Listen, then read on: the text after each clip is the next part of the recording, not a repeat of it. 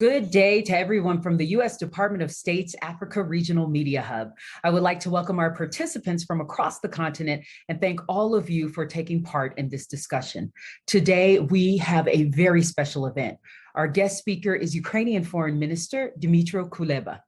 The United States is committed to providing accurate and timely information to journalists around the world.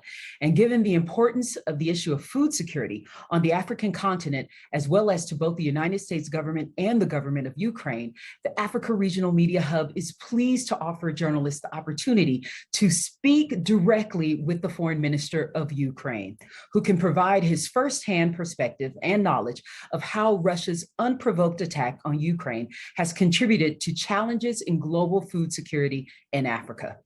Foreign Minister Kuleba is joining us today from Ukraine. This briefing is on the record and a transcript will be available on the Africa Regional Media Hub's website. We will begin today's call with opening remarks from Foreign Minister Kuleba. Then we will turn to your questions.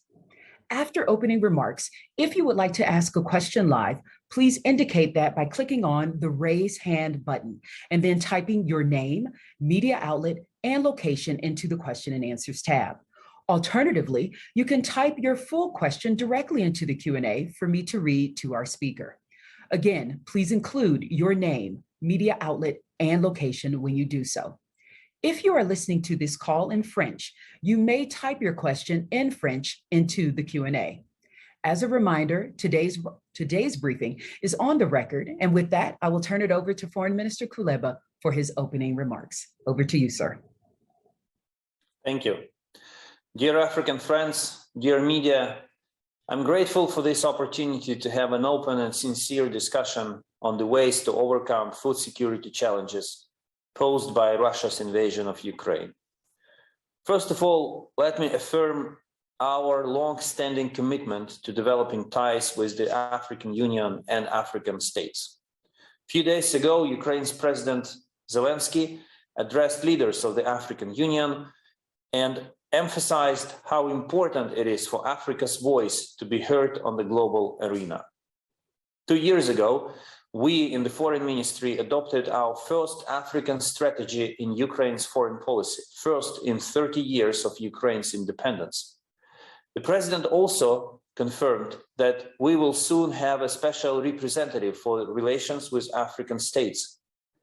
These moves signal our sincere willingness to deepen political and cultural ties, people-to-people contacts, and boost trade with your countries.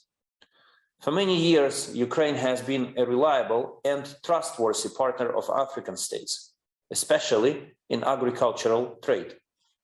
There have never, I emphasize never, been any major problems in delivering our high-quality food products to your nations.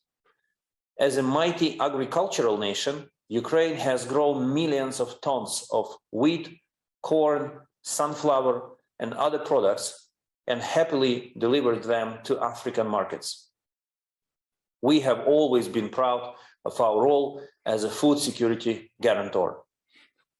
And then came our darkest day in Ukraine's modern history, February 24th, 2022. The Russian army launched a massive and devastating attack on our country from all directions, from air, land, and sea. Russian warships approached our Black Sea ports in an attempt to capture them. 4 months later, they still remained there as Russia continues its invasion and wants to destroy our country, whatever it takes. When Russia started its invasion, it perfectly knew what consequences this will have, not only for Ukraine, but for the entire world. Its relentless naval blockade of our seaports destroys the lives of people far from the battlefield, affecting the global food system previously already weakened by climate change and COVID-19 pandemic. It is truly horrible that Russia plays Hunger Games with the world by blocking Ukrainian food exports with one hand and trying to shift the blame on Ukraine with the other.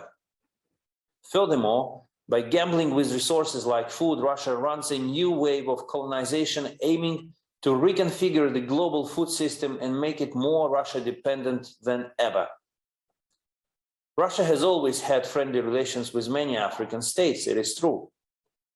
Today, Moscow is afraid that African nations will turn their backs on Russia because of the food crisis it has caused. This is the main reason why Russian officials keep lying that it is Ukraine, the United States, the European Union, or anyone else, anyone but Russia, to blame for food shortages, rising prices, and the risk of hunger. I sincerely call on all of our African friends to reject these lies. Ukraine has always been happy to export its agricultural products, and we will be happy to resume it as soon as possible. We do not put forward any special conditions. We just want Russia to end its blockade and allow unhindered, protected export. In a few days, Ukraine's President Volodymyr Zelensky and President of Senegal, Macky Sall, will both take part in the G7 summit. I am confident that as chairperson of the African Union, President Sall plays a leading role in resolving the food crisis. It is important for all of us to unite efforts and speak in one voice with Russia to make it end its naval blockade and allow Ukrainian food exports to be resumed. Let me brief you on the scale of global food problems caused by the Russian invasion and ways to solve them, which we are actively working on with the United Nations and partners. On the first slide, you can see Ukraine's share of the global food market. It's enormous. Ukraine provides 10% of the world wheat, 14% of world's corn, and 47% of all sunflower oil on the planet. You can see some of the shares of Ukrainian products for various countries of the world. For instance, 44% of wheat imported to Libya comes from Ukraine. Here came the picture, finally. This figure is 42% for Tunisia, 26% for Egypt, 26% for Ethiopia, and 15% for Morocco. Egypt also relies on 26% of Ukrainian goods in its corn imports. Now, I will kindly ask to switch to the second slide. You can see the share of Ukrainian exports by region. A little less than 1/5 goes to Europe. A quarter goes to Africa. A quarter to Asia. About 1/6 to the Middle East, and about 1/7 to the Southeast Asia. This illustrates just how much Ukraine itself relies and depends on its agricultural exports. And trust me, we have no intention to shoot ourselves in the foot by withholding by any means the export of our agricultural products to the global market. We want to export our agricultural products to you as badly as you want to receive them. And there's only one reason why both ends of this supply chain, which is us and you, cannot benefit from these exports. It's the Russian blockade of Ukrainian ports as a result of the Russian military aggression against Ukraine. The truth is that we are sparing no effort to deliver these exports to you as soon as possible, also because this makes part of our budget. And now, suffering from economic hurdles, economic difficulties, we need to make money on the global market by selling our agricultural products and supplying them to their consumers. The sheer magnitude of the unfolding food crisis provoked by Russia's war on Ukraine is unprecedented. And it is not only about the naval blockade. In the course of the war, Russia deliberately targets our agricultural infrastructure to inflict maximum damage on our food producing capacity. By doing this, Moscow also deliberately inflicts damage on African states that rely on Ukrainian agricultural exports. Russian missile strikes have already damaged and destroyed many farms, stocks of food and seeds, silos, warehouses, oil depots, agricultural machinery, and equipment. The Russians also steal grain from the temporarily occupied territories in Lugansk, Donetsk, Kherson, and Zaporizhia regions of Ukraine. Facts prove that up to 400,000 tons of grain crops have already been stolen as of May. Russians also steal agricultural equipment from Ukrainian farmers, tractors, combine harvesters, and other tools in Donetsk, Kherson, Kharkiv, and Sumy regions of Ukraine. Russian forces have riddled Ukrainian fields with mines to prevent farmers from cultivating their crops for years. According to the recent preliminary estimates, about 13% of Ukrainian territory has been contaminated by Russian mines and other explosive remnants. This creates threats of a multi-year global food crisis. All of this put together.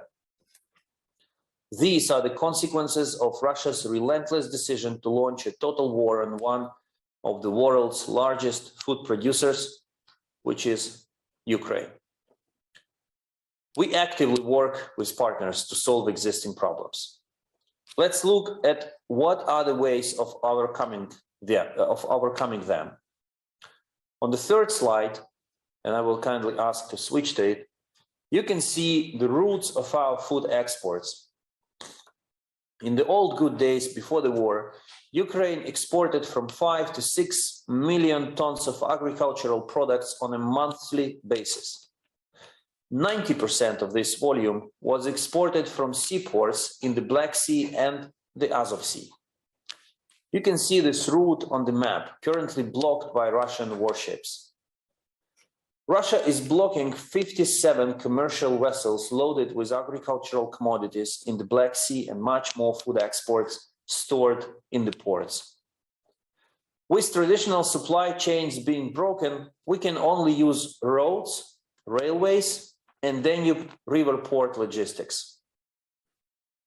We actively work with a group of 7 countries, the US, the European Union, and neighboring European states to transport what we can by road, by railway, and by the river. Ukraine has 3 export Danube River port terminals, but their capacity is very limited compared with Odessa and Mykolaiv seaports. The focus now is to enable a large increase in rail and road shipments. Ukraine has been working closely with the European Commission and neighboring EU countries to rearrange supply chains for wheat, corn, soybean, rapeseed, barley, sunflower, sunflower oil, meal, pomace, and other goods. We have already established 2 solidarity lanes via Romania to the Black Sea and via Poland and Lithuania to the Baltic Sea. In April, approximately 1.1 million tons of grain, 1.1 million tons of grain, oil, and meal were exported from Ukraine using all of these routes. This is better than nothing, but it's still just a small part of what needs to be exported. All of the alternative routes are not designed to transport such huge volumes of goods. They cannot replace the traditional Black Sea ports logistics, and they also make the products more expensive. Ukraine has even made a large discount on its exports to reduce the price, but the complicated logistics still make them more expensive than before. The bottom line is that there is still no real alternative to finding a solution to unblock Odessa and Mykolaiv ports, lift the Russian blockade, and ensure a safe trade route there. An option to consider is international operation under UN auspices, which would not only be agreed with Russia, but also involve a coalition of the willing states sending their navies to secure the passage of trade vessels. This is an extremely difficult undertaking which involves a lot of security risks, but we are looking into ways of achieving it. Ukraine is currently in an advanced stage of negotiations with the UN and other states in realizing this important operation. Time is running out for us, but also for you. And we want to resolve the problem within the next few weeks. Blocking Ukraine's food exports longer would undermine the ability of our farmers to proceed with the new harvest and elevate the risk of interrupting Ukraine's agricultural cycle for another year. This can put the world at risk of a multi-year food crisis. I urge the world and all African states to work together and pressure Russia to allow a safe sea route for our food exports. African states have a crucial role in this, and many already work together with us to achieve it. African capitals matter, and they do influence Russia's position. Ukraine will continue working closely with all African nations in the coming days and weeks to ensure that all of our contracted goods reach your markets and to overcome the global food crisis provoked by Russia's irresponsible actions. Thank you for your attention. I tried to be factual and to give you a comprehensive picture of where we stand, what is happening, and what kind of measures we are taking. Now I stand ready to answer your questions. Thank you, Foreign Minister Kuleba. We will now begin the question and answer portion of today's call. For those asking questions, please indicate if you would like to ask a question and then type in your name, location, and affiliation into the Q&A tab and use the raise hand button if you'd like to ask a question live. We ask that you limit yourself to one question related to the topic of today's briefing, Russia's war on Ukraine and how it affects food security in Africa. Okay, our first question will go to Lesotho from Mr. Herbert Moyo of Lesotho Times. He sent a question in to us. His question is, can African countries afford to be neutral in this conflict? And what does this invasion really mean for African countries? Why should Africa care about the events in Ukraine? For 300 years, since middle 17th century, Ukraine was like a colony for Russia. They were suppressing our identity, our language. They insisted on the supremacy of Russian language, Russian culture, Russian ability to Russian civilizational supremacy, so to say. Official Russian narrative was even that Ukrainians are not able to govern themselves without Russian bosses from the then capital St. Petersburg and later Moscow. Second point, imagine that you have a neighbor, and that neighbor has either attacked you or is weighing a plan to attack you because it doesn't like you. If Russia succeeds here in Ukraine, this will be a clear message to the entire international community and to all countries who want to attack their neighbors that there is no world order that can protect them. There is no international law that can protect them. That the mighty can do whatever it wants to impose its will on the other part. And the third argument is the food security that we are discussing. The longer this war lasts, the more difficult for Ukraine, it will be for Ukraine to resume its exporting potential in agriculture to your countries. And the more difficult it will be for many students from your countries, from African countries, to come and receive education in Ukraine. So answering your question, can African countries afford to be neutral? My answer is, I think there are at least 3 reasons that I mentioned for African countries to stand by Ukraine. Because you should understand very well how it feels to be attacked by a power that cannot abandon the idea of its supremacy over our nation and its colonial imperialistic ambitions? Because you are as much interested in the strengths of international law and playing by the rules as we are, and because the sooner this war ends, the sooner problems that never existed in our bilateral relations will cease to exist. For these reasons, I believe it makes sense for African countries to stand by Ukraine. And I think it also answers the rest of your questions. Thank you. Next, we'll go live to Meredith Lee of Politico. Meredith, you may ask your question. Hi there, can you hear me? Yes, we can. Oh, great. You touched on this, Foreign Minister, but I was wondering if you could clarify Ukraine's view of the UN talks with Russia, along with the Turkish efforts to allow grain exports to navigate Russia's blockade in the Black Sea. And then separately, I'm wondering if you've heard from any officials from foreign countries who are currently willing to send naval ships into the Black Sea for the purpose of escorting grain ships. Turkey plays a constructive role in facilitating the solution. We haven't reached the point where the decision is there, but the good news is that in principle, the United Nations have a plan. What is needed now is for all sides to agree on each and every detail of that plan and to resort to implementation. And Turkey, as I said, plays an important role in facilitating these talks. It is true that the importance to ensure safety of vessels and of the passage of commercial vessels carrying Ukrainian agricultural products and the safety of the passage to Odessa harbor is very high on our agenda.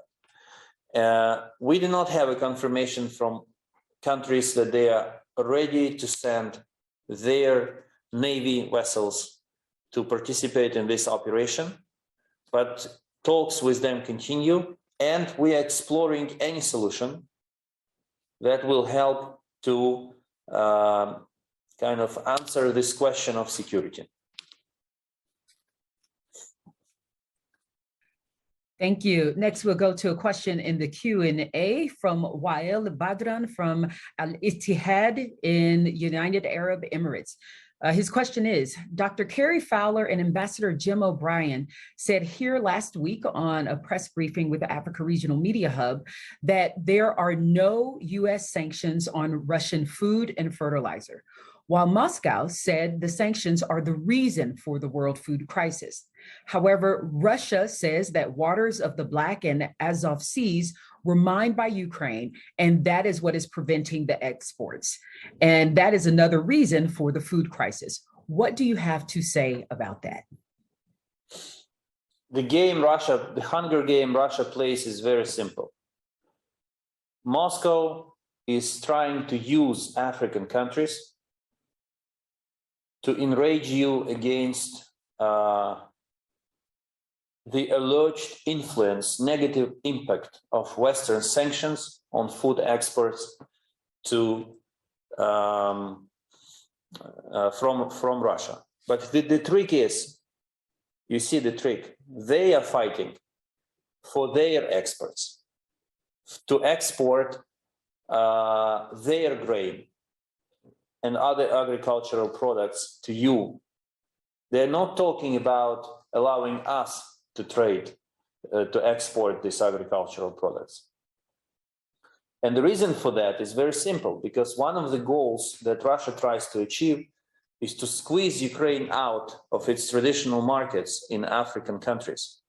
So they are playing their hunger games in an attempt to make more money in by exporting their agricultural products, putting the pressure of hiking prices and hunger on you, putting you at risk, putting us at risk, and blaming the West for that.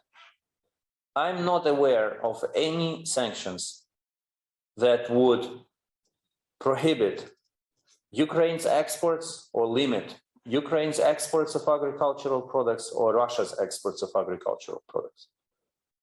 What I am aware of is that a week ago, Russia deliberately hit with a missile the largest in Ukraine, the largest grain terminal in Ukraine, with grain inside of it, and everything burned down, up to the last grain that could be turned into flour and flour into bread. Everything. It was a deliberate attack on the grain terminal in Mykolaiv region. Why would they do it if they seriously cared about providing you and other countries of the world with this grain? Why did they decide to burn it down? Why do they continue blocking Odessa harbor and playing their negotiation games, pretending they act in good faith, if they were serious about allowing us to export our grains to you?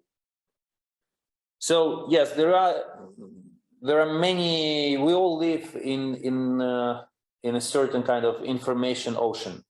There is a lot of information coming from different sides. But what I'm trying to do is to provide you with facts and with an in-depth explanation of the motives behind Russia's actions.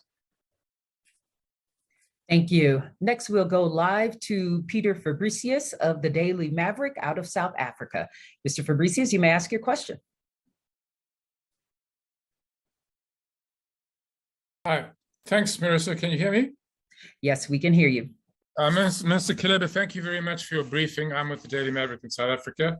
Last week, our President Ramaphosa spoke to President Putin, and at the end of it, they issued a statement about the possibility of South Africa buying or having delivered Russian grain and fertilizer.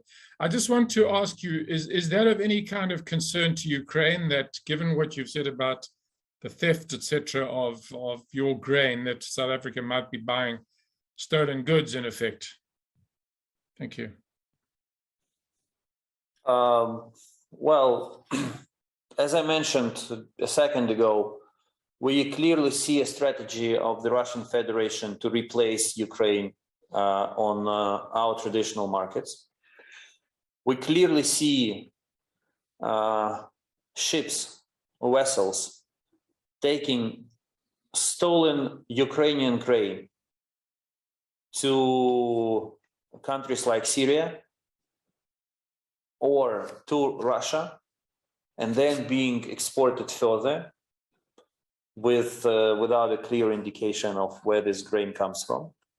So we are deeply concerned with everything that is happening around this issue for two reasons. First, because, as I said, we have a crystal clear reputation as a supplier of agricultural products to the global market. And we do not want that reputation to be ruined because of Russian propaganda and lies. And second, I really want you to get this point straight. We are as badly interested in selling our crops as you are in buying them. Because what is food for you is a revenue to our budget for us. And for Ukraine, this means a lot. This is really a big amount of money.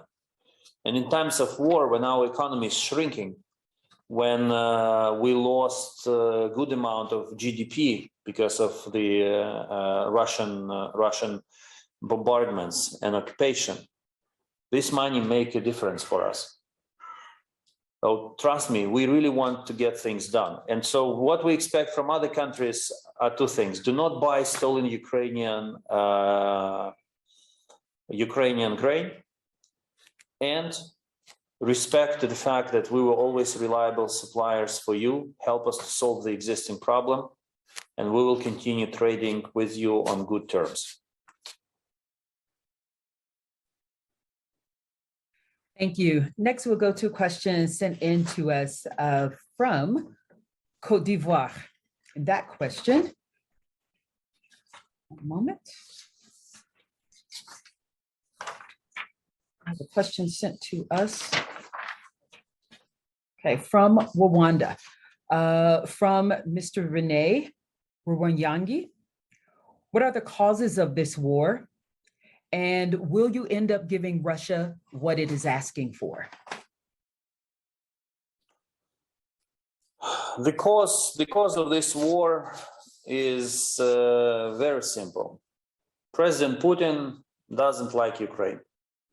He doesn't like it to the extent that he decided to destroy it. And you can take his, I think, around 1 hour long speech delivered publicly on Russian television right on the eve of the war, where he explains why he's now declaring this war on Ukraine. And it's full of hate.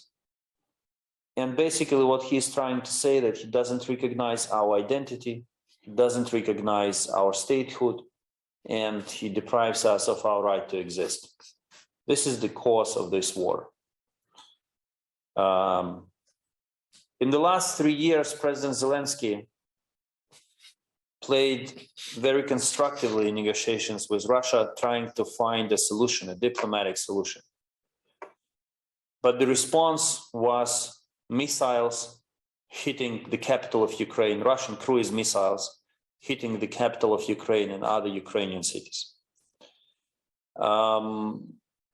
I represent the country that is defending itself against a foreign unprovoked aggression. So, of course, my job is to make sure that we restore our territorial integrity, that we defend our sovereignty, and all claims and ultimatums put forward by Russia, they are illegitimate. We cannot accept them. But this doesn't mean that we exclude the way of diplomacy, and we are ready to engage with Russia in a diplomatic exercise based on a very simple idea that these talks should not be about us satisfying Russian ultimatums. They're not the empire, and we are not their colony anymore. We are two sovereign nations, and these talks should be based on the principle of respect of our sovereignty and on the idea of seeking mutually acceptable solutions, and not the solutions imposed on Russia by us, by Russia on us. Thank you. Next, we'll go to a question sent to us from the Democratic Republic of Congo. This question comes from Cyril Milandu of Top Congo FM. The question is, the shortage of Ukrainian wheat is so dire that Africa and the Democratic Republic of Congo in particular are paralyzed in terms of their food requirements. How many tons of wheat does Ukraine produce annually? Isn't this shortage another means for Ukraine to covertly seek other countries' support? Last year, we exported 15.8 million tons of wheat to the global market. In my presentation, I shared with you some numbers of Ukraine's role on the global agricultural market. And these numbers give you a very clear answer to the argument sometimes made by Russia that Ukraine is a no player on global food market and its supplies can be replaced with supplies from other countries, of course, first and foremost from Russia. This is simply not true. This is a lie. The absence of Ukraine's agricultural products on the global market cannot be compensated from other places, especially when it comes to sunflower oil.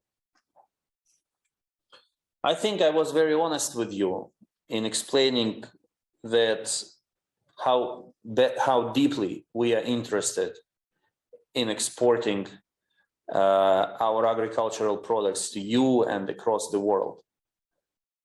For us, it's an issue of our economic survival. For you, the lack of our agricultural products is an issue of physical survival.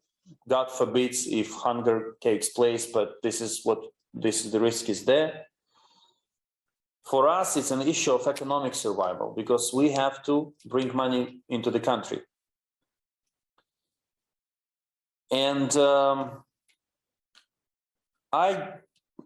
again, there are many ideas, many arguments, many discussions on what are the real intentions, what real intentions are, why this is happening and why that is not happening. But the truth, again, is that since 1991, when Ukraine gained independence, we were a very reliable supplier for you. And my second point is that we understand that this war and the support that Ukraine receives from various countries to win this war cannot be bought, cannot be squeezed out by blackmail, by pressure. This is not how we do things. We are fighting a war against an aggressor who attacked us. We are not blackmailing anyone. Unlike Russia, who is already blackmailing the world and you, that if you do not help us to lift sanctions from us, you will not get the grain. Isn't it a clear blackmailing? So who is trying to take advantage of this situation? Definitely not us.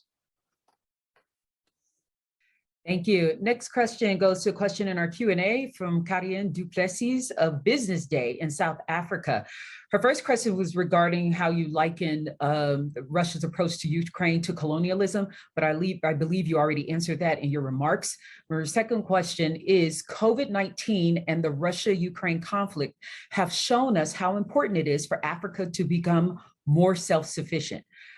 Do you have any thoughts about how Ukraine, perhaps in the future and in peaceful times, can support countries on the continent with agricultural expertise or partnerships? Well, we recently have invested a lot of resources and both financial and intellectual resources in upgrading our agricultural sector, to make it more technological, to make it more efficient. And we are more than happy to share our experience. We have our own technologies. We are very advanced in digitalizing our economy. We are happy to build bonds and partnerships with African countries to bring our technologies to your countries, and so that you can benefit from them. We live in the 21st century, and technologies can solve many problems. Thank you. Another question regarding the mines laid by Ukraine in the Black Sea ports. We had a couple of journalists who had questions about that. This one is from Ahmed, coming out of Mauritius. And this question is, what about the mines laid by Ukraine at the Black Sea ports? Is Kyiv taking steps to get rid of mines that have dissuaded shipping lines from sending its vessels there? No, let's go back to the end of February. So Russia attacks Ukraine from the air, from the sea, and from the land. I don't know if you know how it feels when a cruise missile blows up in your city, but very little pleasure. So we were protecting ourselves from all directions. Russian Navy was planned to attack the port of Odessa, capture Odessa in the south. It's a city and a port on the Black Sea, and protective measures were taken. So we shouldn't be buying the argument that it's Ukraine who blocked the sea with its mines in order not to allow the shipment or the vessels to come in and out. Russia was mining the sea. We were mining the sea to defend ourselves. The Russians were mining it to destroy our ships.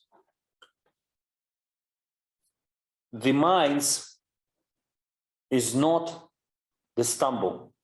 It's not the stumbling block to exporting Ukrainian agricultural products to the world. The real issue is what happens when the harbor is demined.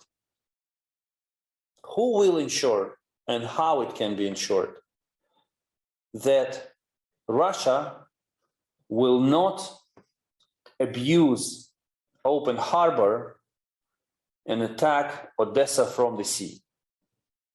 This is the question that everyone is rattling their minds on. How to make sure that Russia doesn't attack Odessa from the sea. Now, the Russian officials say, we guarantee that once the harbor is open, we will not attack, and we will allow vessels to come in and out carrying grain, sunflower oil, and other agricultural products. The problem is that we cannot trust Russia. I don't think anyone can trust Russia. I will give you a very simple fact. Weeks and days before Russia attacked Ukraine, President Putin personally reassured world leaders like President of France, Prime Minister of Germany, and other world leaders that he had no intention to attack Ukraine. And it was a gaslighting. He was buying time to attack. So how can we trust him anymore? How can we trust his words? This is why we are saying that there should be an international, verified, and trusted mechanism of guaranteeing security of the passage. And by the way, this mechanism is also in the interests of the shipping companies and of you, because you do not want a ship that you paid for, carrying the grain that you paid for, to be sunk by Russian Navy, because it will serve their military interests in the Black Sea. So mines is not a problem. The problem is how to make sure that Russia does not attack Odessa from the sea when mines are removed. Thank you. Next, we will go to Carolyn Hellier, a freelance journalist from Al Jazeera, based in East Africa. Caroline, you may ask your question. Hi, thank you. I hope you can hear me. Thank you for addressing us at this rather difficult time. It is appreciated. I wanted to go back to the cereals issue. Professor Philippe Chalman, who's a commodities trade expert, has said there's a lot of confusion around this subject, and that Africa is mainly concerned with wheat. And he says that most of this year's crop for Africa has already finished. It's gone, and the bulk of what's remaining is for animal food. So his argument is that maybe it would be better to be concentrating on land routes for the following crops, for the future crops, to get out of Ukraine. What do you think of this? The professor that you referred to is a man of wisdom. Yes, we understand that even if we succeed in unblocking the port of Odessa, now, this season, for this harvest, the sustainability of this channel will be in question because of Russia's unpredictable military activity. So while we are focused and we are desperately willing to open Odessa, we simultaneously invest heavily together with our partners in land routes for the years to come. This alternative land routes, they have to evolve, they have to be enlarged. The capacity of these land routes should be stepped up because we need both of them. We need land corridors, we need sea corridors, to export as much as we can. Put yourself in the shoes of a Ukrainian farmer, for example. Just one quick reference. So you harvested a crop. Usually you just give it to someone who ships it away and you don't care. You get the money and you don't care what is happening next. You invest your money in the new crop. You pay taxes, you pay salaries to people who work for you, all this kind of stuff. Now imagine that this cycle is interrupted. A farmer who doesn't make money cannot invest in the next crop, doesn't pay taxes, doesn't pay salaries, social instability, interruption of agricultural cycle. And in a blink of an eye, we are entering the multi-year food and financial crisis, financial and social crisis. We cannot afford that. Neither you nor us can afford that to happen. Russia will make its money on selling gas and oil. Russia has enough of wheat to pay to feed itself. But for us, for you, this crisis is unbearable. We are in the same boat in this crisis. And this is why we, in particular, will develop routes and fight for the opening of the sea route to ensure that these supplies work, that you get what is owed to you, and we get what we need from you in return. We are in the same boat. Thank you, sir. One final question. And this one is coming from Mr. Iqbal Ahmed Khan of L'Express newspaper out of Mauritius. And his question is, has there been any disinformation from Russia about food security? What are they and how can journalists counteract disinformation? I think we debunked a number of Russian disinformation and the number of pieces of Russian disinformation and fake news spread around to defend their position and to explain that it's everyone else but them to blame. So it's a ridiculous situation. They attack a country. They wage a war for 4 months, for 4 consequent months. They create tons of problems for the entire world. And then they keep saying, it's not us, we are not to blame. We are doing the right thing by killing people, by capturing foreign territories, by not allowing Ukraine to export its foods. This is the grand disinformation narrative that Russia is spreading across the world. All you can do is stick to facts, dedicate more time to research, and please always keep in mind what I mentioned, what I said to you a number of times today, that we need to export, to sell as much as you need to buy. This is it. We are not interested in this crisis. We are not interested in this blockade. There is nothing that we want from you. You know, we are in honest relationship with you. We never had any imperialistic or post-imperialistic or whatever you call it demands to you. Ukraine and Africa always enjoyed very friendly relations. Our soldiers served in peacekeeping operations in Africa. They helped to protect peace in your territories.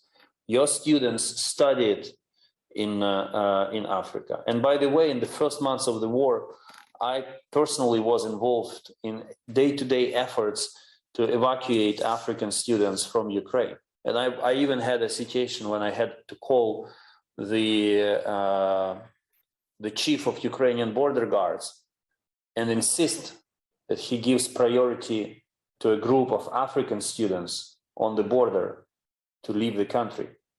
And he put Ukrainians aside and let African students out. So I really regret that in some places Russia plays a role and people believe in their lies.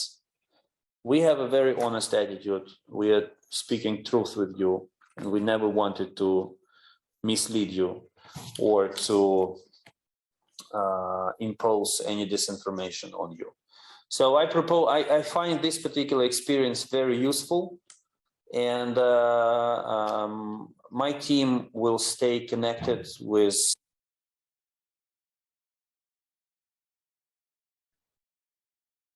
Looks like the minister was dropped. Let's give it a second to see if he comes back on. Okay, looks like we're at the end. Okay. My camera got overheated, not because of the heated discussion that we are having, but because we need a new camera. Anyway, thank all of you for this engagement. My team is ready to engage with those of you who are interested in receiving information from us. We want to have. I will end where I started. I want to continue a very open and frank dialogue with you, with African countries, as I'm also preparing for my visits to a number of African countries. Thank you very much. Have a good day and stay safe. Well, that concludes today's briefing.